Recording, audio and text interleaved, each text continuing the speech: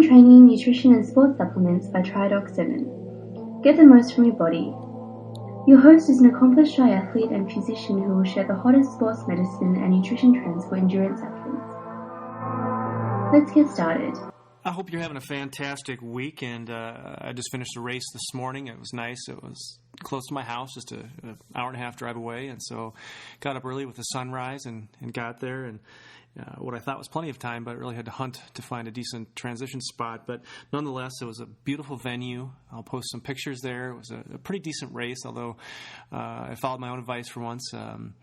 Picked up a cold probably from the combination of racing every week for the last month or so and working probably too many nights in the emergency department. But anyways, had a little bit of a chest thing going on. That went away and just kind of hung around with a sore throat and runny nose and that kind of stuff. And I think as long as it's just kind of upper only, it's pretty safe to race. But obviously if you got a wicked cough, fever, things like that, you probably should reconsider whether you really want to get out there on the course. But anyways, the race I did, it fills up literally within about an hour of them opening the registration process. So I really didn't want to miss it and had a blast doing it. So anyways, in this week's episode, I'm going to cover cordyceps mushrooms, and then if you've heard any of the previous episodes or seen some of the previous posts, why I like pickle juice. And so Cordyceps mushrooms, what is it? It's a fungus. It's been around for thousands of years. It's not something that's brand new. And I've been experimenting with it for the last year, both in triathlon and some of the other endurance events that I do. And so the question comes up with, well, does it work? Is it worth the money? Is it worth the time? And is it worth trying? And the short answer to that is yes. The data, unfortunately, is a little bit cloudy.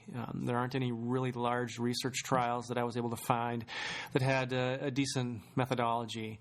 And, I looked at cycling literature and triathlon literature and some of the other endurance sports, and there are some reported benefits, mostly for the endurance realm.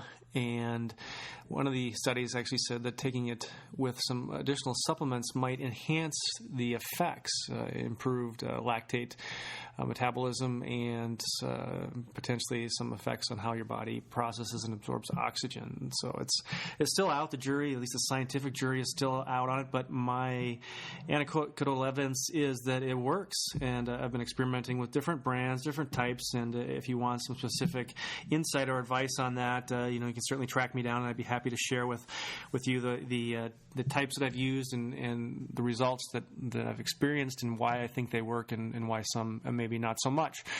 The confusing issue for a lot of people is you look at a bottle of a supplement and it says what's on the back. Well, the reality of it is that this isn't as tightly regulated by government controls as, for example, prescription drugs. But if you know where to look, there are companies out there that have exacting standards and produce their supplements in FDA-approved labs. And so you're essentially buying pharmaceutical-grade supplements, and that makes a huge difference. The cost sometimes is more, sometimes it's less. You'll be really surprised. And so if you want some help in that regard, just let me know, and I'd be happy to steer you in the right direction. So my little secret recipe that I've at least perfected for my own physiologic state is a bit of cordyceps mixed with a few other antioxidants and supplements, and then the little magic ingredient is tea green or green tea capsules.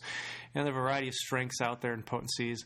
The cool thing about green tea is it's an antioxidant, and we've talked about the strenuous exercise during triathlon or endurance events. Certainly your body produces a lot of free radicals that your body has to deal with, and so green tea helps in that regard. It's also thermogenic, and it has some other longevity benefits that we won't go into now. But by combining the cordyceps mushroom with a few other antioxidants and a bit of tea green, I've been able to improve my race performance substantially over the last month. And so I've still kind of fine-tuning the amount of green tea extract that I take. But this morning I was feeling a little bit under the weather, a little bit tired, a little bit achy and sore, a little bit chilled. And so I took an extra green tea capsule, and performance was about the same, just measuring power output on the bike and charting the overall speed on the course. I was happy with the results. But what I've noticed in the past month, probably 6 to 8 weeks of racing, that by using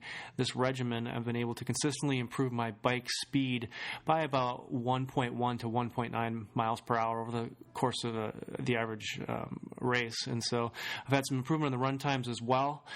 So that brings me to the next point is a pickle juice.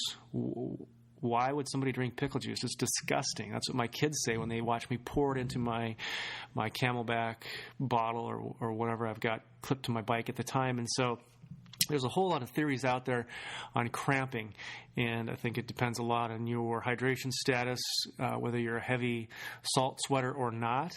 Obviously, the temperature, the course, and humidity play a huge role in whether you're doing a sprint Olympic or longer 70.3.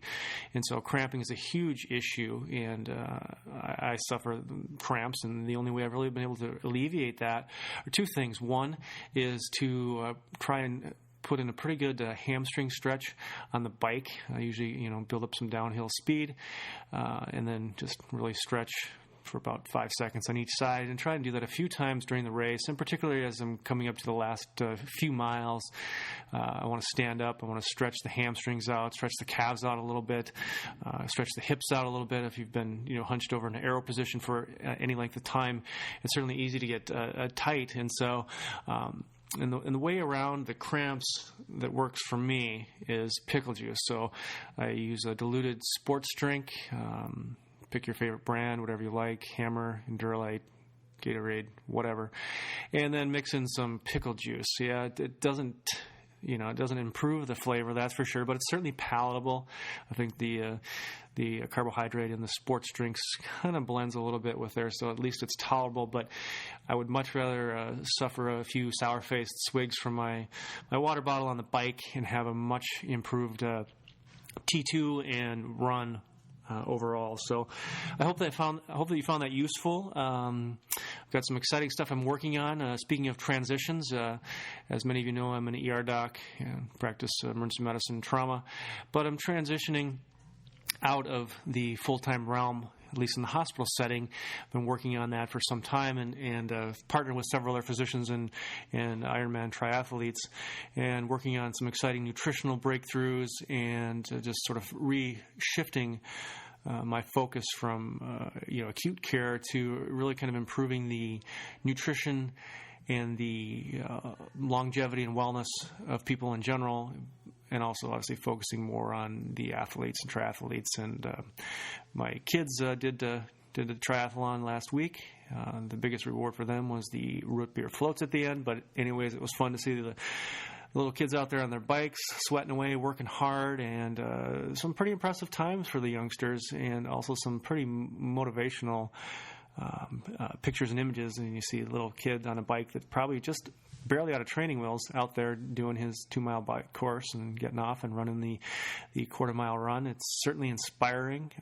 So anyways, I hope you have a great week training, a great week racing. As always, you can contact me if you have any questions or comments about the podcast or the topic, or you just want to ask me some question in general. I'm always happy and available for that. You can find me on Twitter at Dr. Mitchell MD, comments at tridoc7.com. I try and check that every now and then, but Twitter is probably the best way to get a hold of me, at least now. I've got a TriDoc Gmail, but honestly, I can't remember the password. So anyways, we will see you on the next episode. Have a great week. Take care.